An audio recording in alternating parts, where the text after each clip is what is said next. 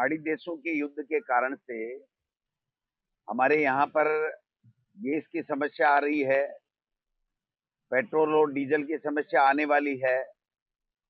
जो खाड़ी देशों में हमारे लोग वहां पर व्यापार कर रहे हैं, रह रहे हैं, उनके संकट खड़ा हो गया है।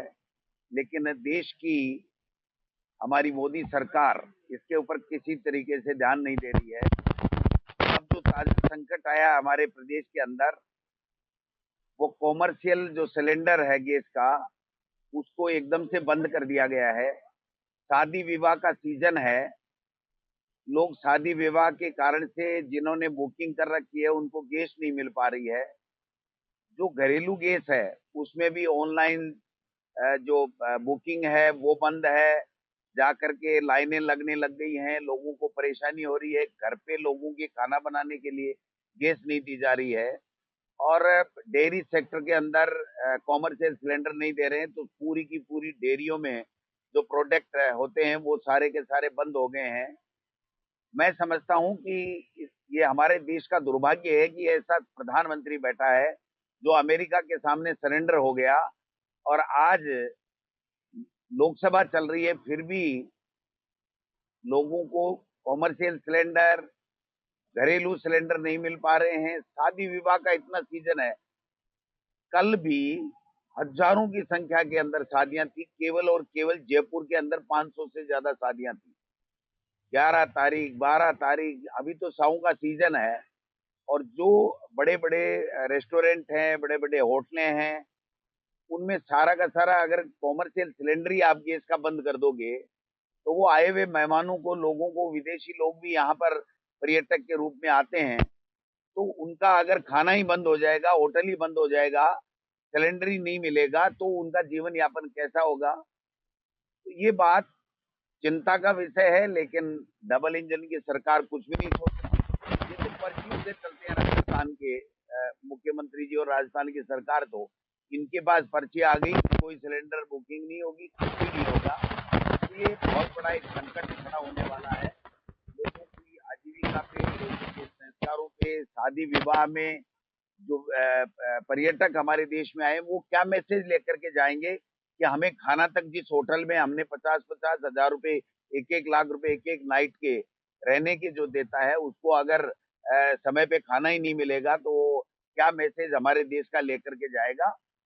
लेकिन इनके कान पे जूं तक नहीं रह रही है। ये तो मालिक भरोसे, भगवान भरोसे, अल्लाह भरोसे छोड़ करके अपने आप में देश के प्रधानमंत्री जी घूमने में व्यस्त हैं। और केवल सरकारें कैसे गिराई जाए, बिहार में कैसे नीतीश को हटाया जाए, पंजाब में कैसे केजरीवाल को रिहा करा करके कैसे दोबारा सरकार बनाई जाए, राजस्थान में कैसे डमी सरकार बना करके और किस प्रकार से गुजराती जो लोबी है वो कैसे लूट करके राजस्थान की संपदा को ले जाए, इस काम में लगे हुए हैं। मैं समझता हूं कि ये बहुत ही संकट का समय है। इस समय देश के प्रधानमंत्री जी को और देश की सरकार को चिंतित होकर के कोई न कोई रास्ता निकालना चाहिए, जिससे हमारे देश की आन बान शान भी बचे विदेशों के अंदर, और हमारे उद्योग भी प्रभावित नहीं हो, और आम जनजीवन पे भी इसका प्रभाव इस युद्ध का नाम से सिलेंडर वगैरह। एशिया में जंग चल रही है, निश्चित रूप से उसका प्रभाव पड़ेगा, दुनिया में हर कोने में पड़ेगा। लेकिन भारत क्योंकि लगभग 83% अपना जो ईंधन और गैस है वो आयात करता है, तो हम लोगों को बहुत ज़्यादा सेफगार्ड बरतने चाहिए थे और वैकल्पिक व्यवस्था होनी चाहिए। अभी से खबरें आ रही हैं देश के अलग अलग कोनों से कि गैस के, पेट्रोल के दाम बढ़ सकते हैं, बढ़ रहे हैं, और सिलेंडर के, एलपीजी के बढ़ गए। लेकिन ये स्थिति को कंट्रोल करने के लिए जो हमारी एनर्जी सिक्योरिटी है, उसके लिए भारत सरकार को पर्याप्त संसाधन और प्रावधान करने चाहिए। जो ईरान पर युद्ध हो रहा है, उसका जो दूरगामी परिणाम है वो अन्य देशों में पड़ेगा। और मैं ऐसा मानता हूं कि सरकार को ना सिर्फ इस पे शांति की तरफ बढ़ने के लिए कदम उठाने चाहिए, लेकिन भारत सरकार का जो स्टैंड है, जैसा कल कहा पार्लियामेंट में, उसको कारगर करना चाहिए कि डीएस्केलेशन हो, वायलेंस खत्म हो और कूटनीतिक रास्तों को दोबारा तलाशा जाए। इसी में सब लोगों का हित है, मैं ऐसा मानता हूँ। इतना बड़ा विश्व में माहौल बना हुआ है और भारत एक बहुत बड़ा मुल्क है। हमारी क्या भूमिका रहेगी, हमारा पक्ष क्या है, हमें क्या करना है। और मत भूलिए, लाखों भारतीय वहाँ पर रहते हैं और वहाँ से बाहर निकलने की कोशिश कर रहे हैं। उनको वापस सुरक्षित लाने के लिए हमने क्या प्रावधान प्रबंधन किए हैं।